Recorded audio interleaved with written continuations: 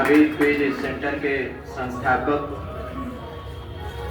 सचिव हमारे साथ मंचासीन श्री ओम प्रकाश सेतु जी, सहकारिता प्रसार पदाधिकारी कैमूर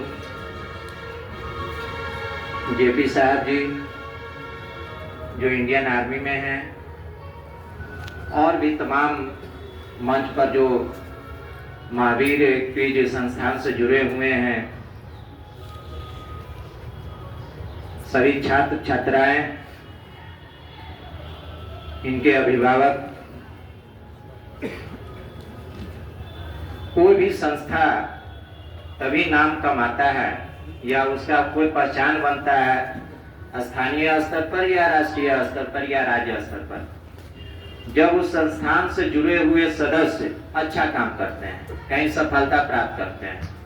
तो आप लोग हैं जो नित्य प्रतिदिन 2006 से इस संस्थान में जुड़कर सफलता जो प्राप्त कर रहे हैं नौकरी के क्षेत्र में,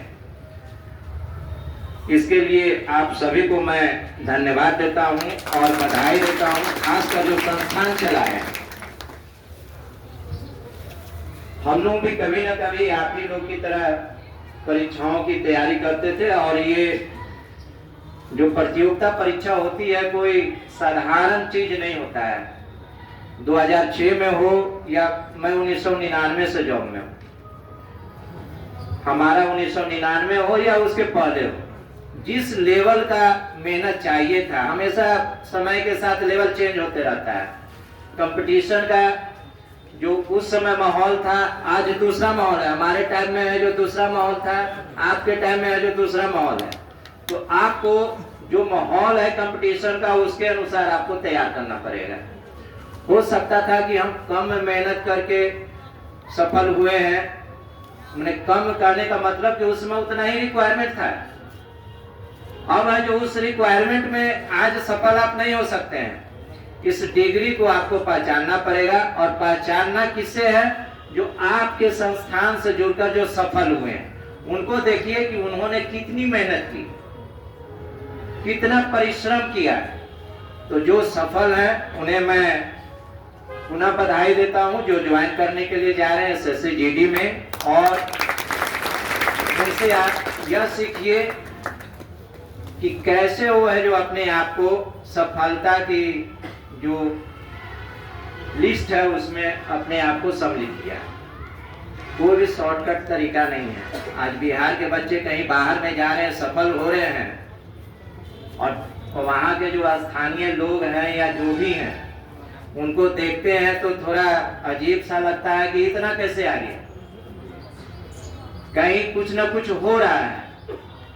इस तरह का उनका माइंड में चलता रहता है। लेकिन यह नहीं देखते हैं कि यहाँ का बच्चा 3 बजे 4 बजे भोर से उठकर रात के 9 बजे तक मेहनत कर रहा है। ये चीज उनको नहीं दिखती है। कम भोजन करके भी वो मेहनत कर रहा है। सफलता के पीछे कितनी मेहनत है वो कभी देखने नहीं आते हैं।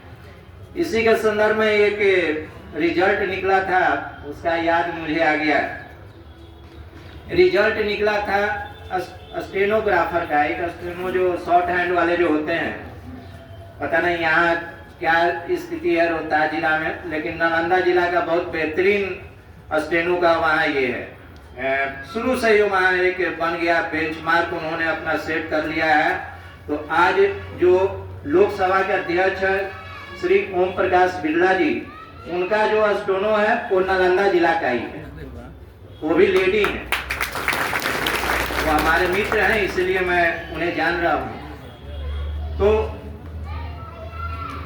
वो जो रिजल्ट निकला तो उसमें देखा कि नालंदा जिला का लगभग 60% से ऊपर बच्चे चले गए थे उसमें सफल होकर। तो वहां सवाल उठ गया कि भाई इतना कैसे सफल हो रहे हैं, इतना कुछ हुआ है, दाल में काला है। तो उस रिजल्ट को रद्द कर दिया गया, उस रिजल्ट को रद्द कर दिया गया। और दूसरी बार जब रिजल्ट निकला तो 90% से ऊपर चला गया वहां का बच्चा। और ये घटना माननीय नीतीश जी के टाइम में हुआ है।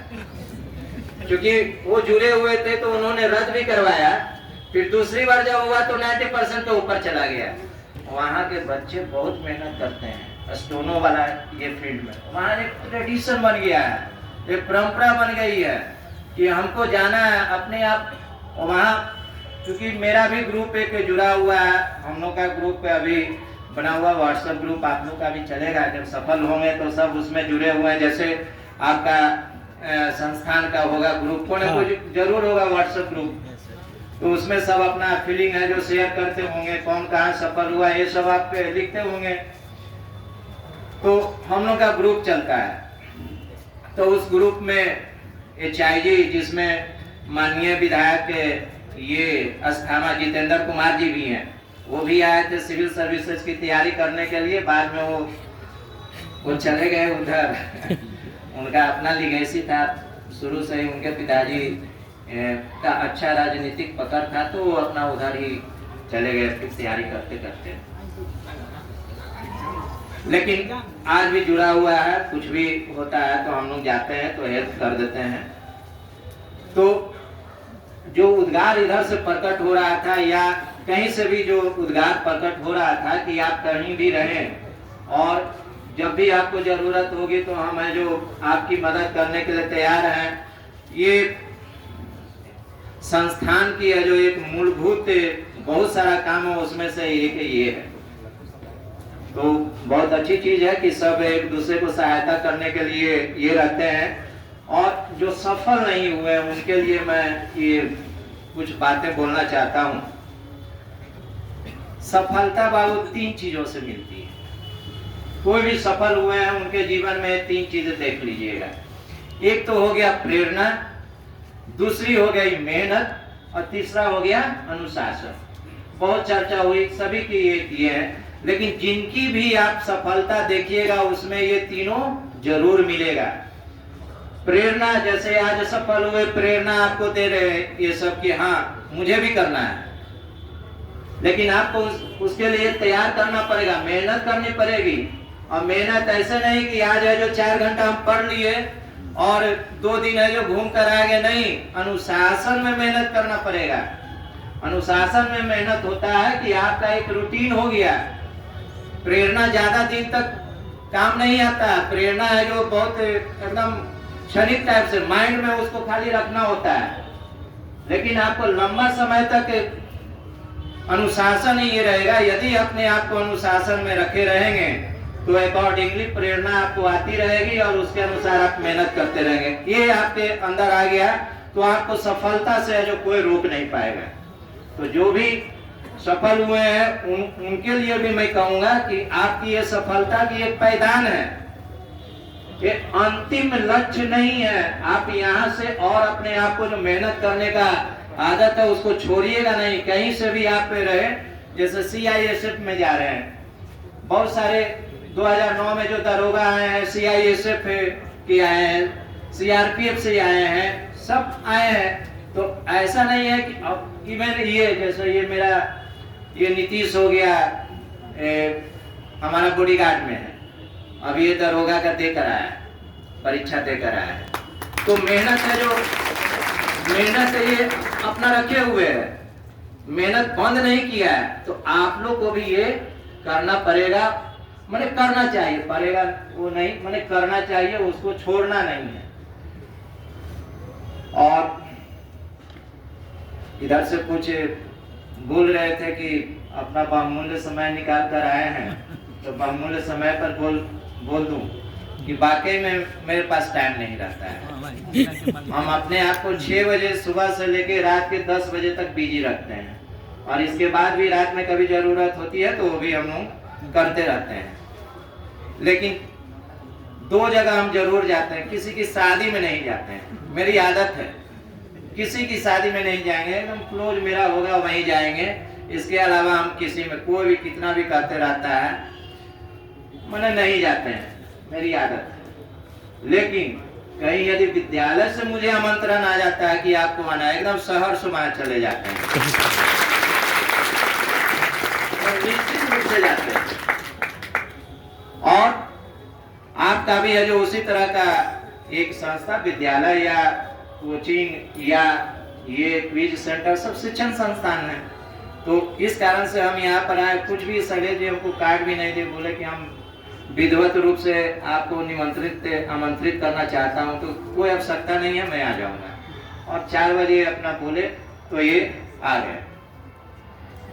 फिर जो हमारा सरकारी कार्यक्रम है तो उसमें तो निश्चित रूप से हम लोग को आना जाना पड़ता ही है। तो ये 2 ही जगह हम जाते हैं। इसके अलावा तीसरा जगह जो होता है, खेल कूद कहीं भी होता है तो वहाँ पर हम जाते हैं। कोई भी आमंत्रित करता है कि फुटबॉल का मैच है, क्रिकेट का मैच है, तो वहाँ चले जाते हैं। इसके अलावा कोई भी सार्वजनिक ये में मैं नहीं जाता हूँ। अपने आप को शादी ब्याह में तो हम एकदम बिल्कुल नहीं जाते हैं, खाली टाइम का वेस्टेज वहाँ ये होता है।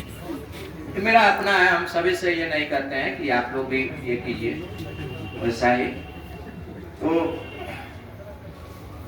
बस मैं यहाँ और एक चीज कहना चाहूँगा कि आजकल बातें हैं जो बहुत बड़ी बड़ी लोग करते हैं, सफल हो जाते हैं, लेकिन ईमानदारी छोड़ देते हैं। ईमानदारी छोड़ देते हैं, तो ईमानदारी को कृपया प्लीज पकड़े हुए रहिएगा। मेरे बारे में है जो कोई भी विक्रमगंज में पता कर सकते हैं हम किस प्रकार के अधिकारी हैं। तो ईमानदारी से आपको एकदम लगाव बना के रखना है, जीवन में कभी उसको छोड़ना ही नहीं है। आप कहीं भी नौकरी लेकर जाते हैं, वहां खड़ा होते हैं तो सिर्फ आप ये नहीं, जैसे आज तो मैं आ गया, ये मुझे अच्छा नहीं लग रहा है, संडे का टाइम था, मैं एकदम प्रॉपर ड्रेस में, एकदम विधिवत ड्रेस में कहीं भी अपने आप को लेकर जाता हूँ, क्योंकि सरकार का जो नुमाइंदगी कर रहा है वो एक रोल मॉडल, एक आदर्श व्यक्तित्व उसकी होनी चाहिए। सरकार ऐसी अपेक्षा रखती है कि उससे है जो उसके व्यक्तित्व से दूसरे लोग भी मोटिवेट हों, वो भी है जो सीखने का प्रयास करे, वैसा करने का प्रयास करे। ये भी हमारा एक लक्ष्य होता है। प्रखंड सहकारिता प्रसाद आप कब थे, विपाट गए थे ट्रेनिंग के लिए? मैं इसके पहले विपाट में था, पाठक सर के साथ 2 साल काम किया हूँ। तो लगभग मेरा जो उसी तरह का ये रह गया है। अनुशासन तो हम कभी छोड़ते भी नहीं हैं। 6 बजे से मेरी अनुशासन देखिएगा। बहुत कहता है कि समय नहीं है, समय नहीं। अरे भाई समय कैसे नहीं है? 6 बजे हम फील्ड में जाते हैं दौड़ने के लिए, और ऐसा वैसा नहीं दौड़ते हैं। 7 किलोमीटर 8 किलोमीटर मेरी रनिंग होती है, एकदम प्रॉपर रनिंग एक्सरसाइज होती है, दौड़ते होती है संडे को छोड़कर। तो ये ऐसा नहीं है कि आज मोटिवेट हो गया, नहीं।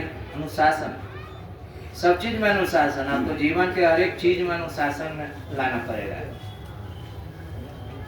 और कभी है जो आलस जीवन में नहीं लाना है। आलस यदि लाइएगा तो फिर धीरे धीरे सब पीछे होता चला जाएगा। तो मुझे उम्मीद है कि मेरी बातों से कुछ लोग तो जरूर मोटिवेट होइएगा। और समाज में जो कोई समाज से लेकर नहीं गया है, कोई भी आदमी है जो समाज से लेकर नहीं गया है, जो है आपका कर्म है, आप क्या करते हैं सब यहीं पर रहेगा। उसका हिसाब किताब ऊपर होता है कि नहीं होता है मुझे नहीं मालूम, लेकिन यहाँ पर निश्चित रूप से होता है। आपके व्यक्तित्व का मूल्यांकन होता है। तो आप इसको हमेशा अपने ये में रखेंगे। जैसे हमारे माननीय मुख्यमंत्री जी कहते हैं कि कफन में कोई जेब नहीं होता है, अक्सर कहते हैं, बाकी नहीं होता है। बहुत सारे लोग इधर उधर करके सब चले गए। कुछ दिन पहले एक महान विभूति धरती छोड़कर गए, कुछ लेकर नहीं गए। बहुत चीजों में उनका नाम आया, लेकिन सब यहीं रह गया। जो भी किए थे कुछ लेकर नहीं गए। तो मैं आप लोगों से ईमानदारी का पथ हमेशा बनाए रखें, छोड़े नहीं, ये अनुरोध करूंगा। अनुशासन जीवन में हमेशा रखें। जो भी आपकी स्तर से सहायता किसी को हो सकती है, आप निश्चित रूप से करें, जिस सामर्थ्य के रूप में आप कर सकते हैं। निश्चित रखें। माता पिता की बात आई तो निश्चित रूप से आपको है जो माता पिता का ख्याल रखना है।